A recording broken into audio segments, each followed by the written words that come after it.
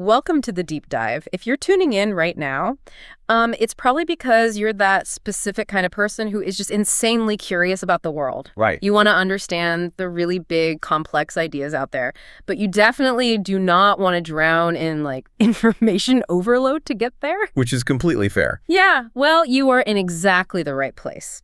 Today, our mission is to explore some incredible excerpts from a truly foundational text, Boethius and the Healing Power of Lady Philosophy. It's a fascinating piece of work. It really is. And to really grasp the gravity of this, I want you to put yourself in a very specific headspace. Picture this.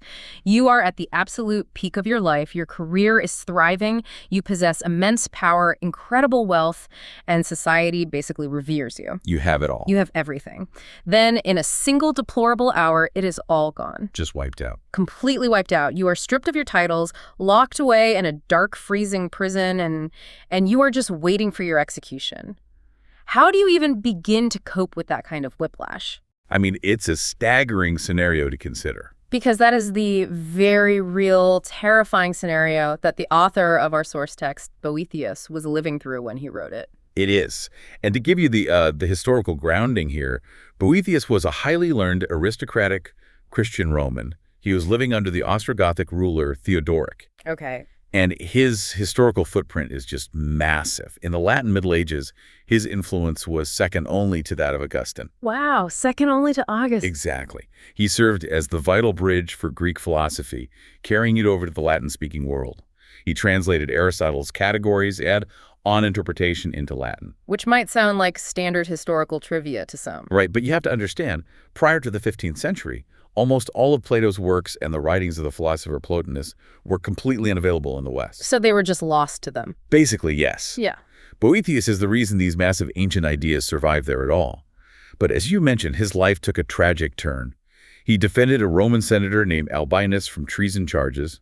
Which was a dangerous move. Extremely. The authorities claimed Albinus was collaborating with the Byzantine court, and by defending him, Boethius was dragged down too. Guilt by association. Exactly. He was thrown into a dungeon, and it is in that dark cell, literally waiting for the executioner, that he writes his masterpiece, The Consolation of Philosophy. Okay, let's unpack this. We have the excerpts from the beginning of this text, and the way it opens it's incredibly cinematic. Oh, absolutely. You are sitting in that damp cell with Boethius, and he is just broken. He describes his physical state in devastating detail. His hair has turned snow white, completely out of season. Right. His skin is limp, he is shivering, and he is absolutely miserable. He blames what he calls faithless fortune. Which is a huge theme for him. Yes, noting how she used to give him all these ephemeral favors, and now she has plunged him into despair, practically shoving him into his grave. And he's not alone in the cell either. Right. As he is weeping, he mentions he is accompanied by the muses of poetry. He is basically writing the ultimate sad indie folk song in his cell. That's exactly what it is. He's leaning completely into the doom and gloom as these muses dictate his tearful elegy. He is completely consumed by his own tragedy. And that sets the stage for a sudden, highly dramatic intervention. The text shifts the visual entirely. It's such a jarring shift. It is. The shadowy gloom of his dungeon is suddenly illuminated by an awe-inspiring figure. Enter Lady Philosophy. And her physical description is intentionally surreal, isn't it? Very much so. It's meant to demand absolute reverence. She has eyes that glow like fire, penetrating far beyond normal mortal capabilities. Right. She exudes this inexhaustible strength. But the most striking detail is her height. The text says it actually shifts. Which is such a wild image. Sometimes she is within common mortal limits, standing there like an ordinary person.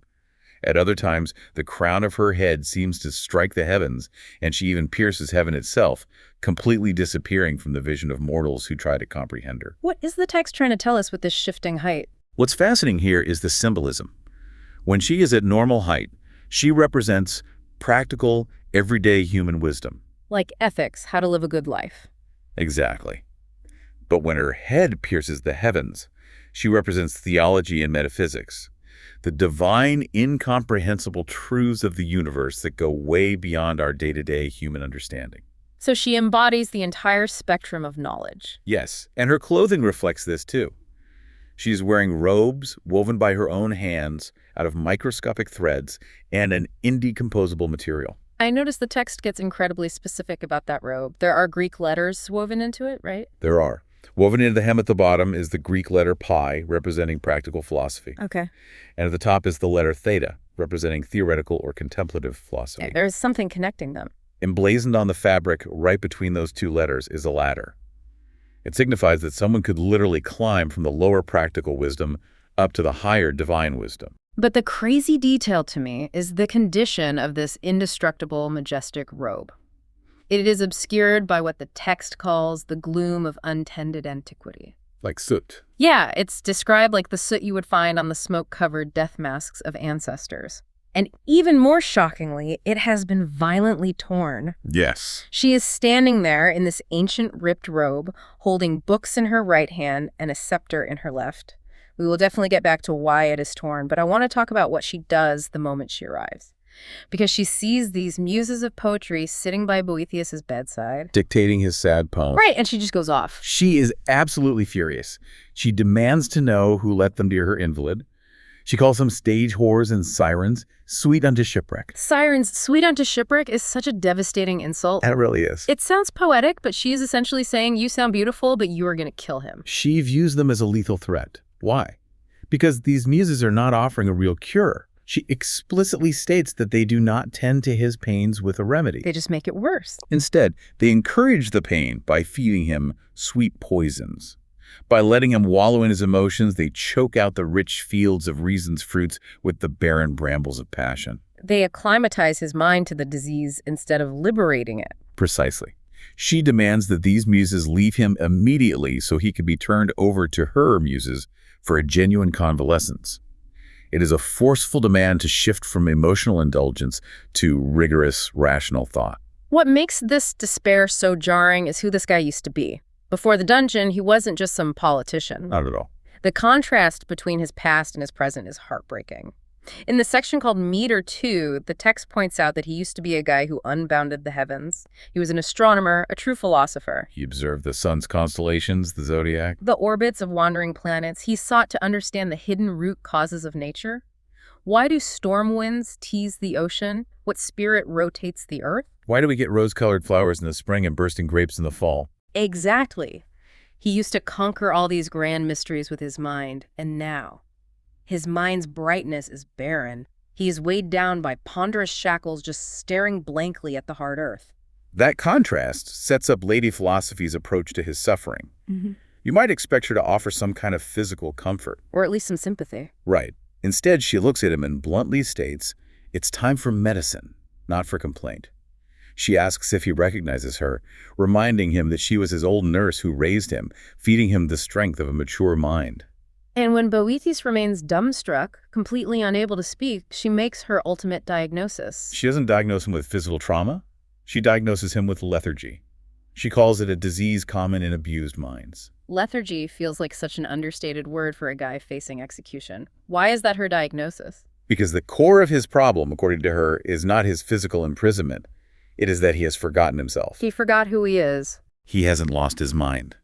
He has simply lost his identity in the panic. He forgot the philosophical principles that used to define him. And the treatment she applies is one of the most intimate moments in the text. She gathers up a twist of that torn robe of hers. And she gently wipes his tear-filled, overflowing eyes.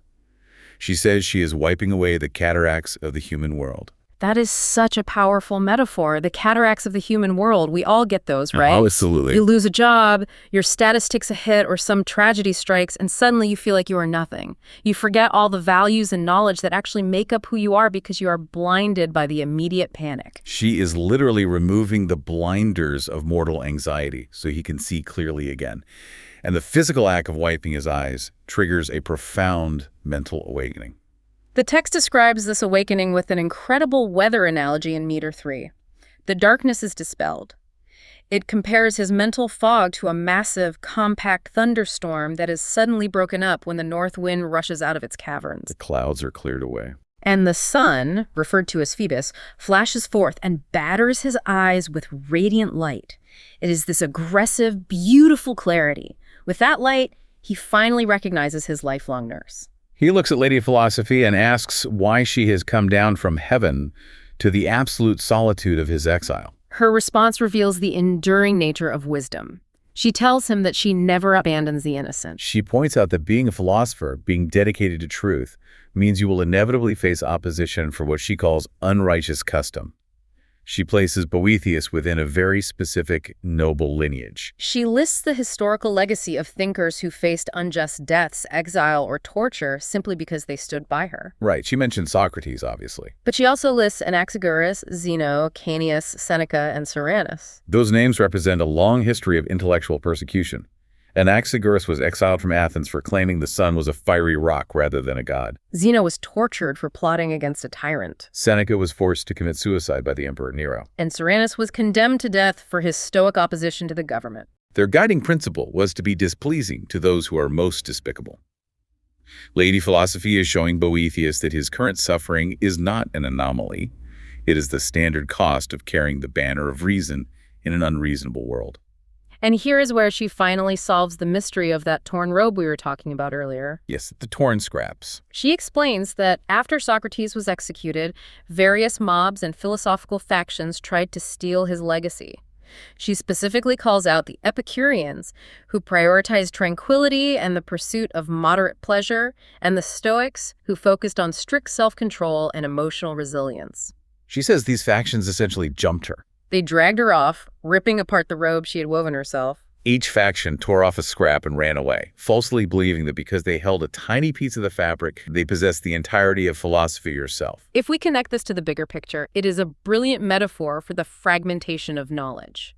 Because these factions had a few traces of her real appearance in their scraps, their temerity led them to believe they had the whole truth. This false confidence led the unhallowed mob astray into aimless miscalculation. They mistook a single philosophical lens for the entire scope of human wisdom.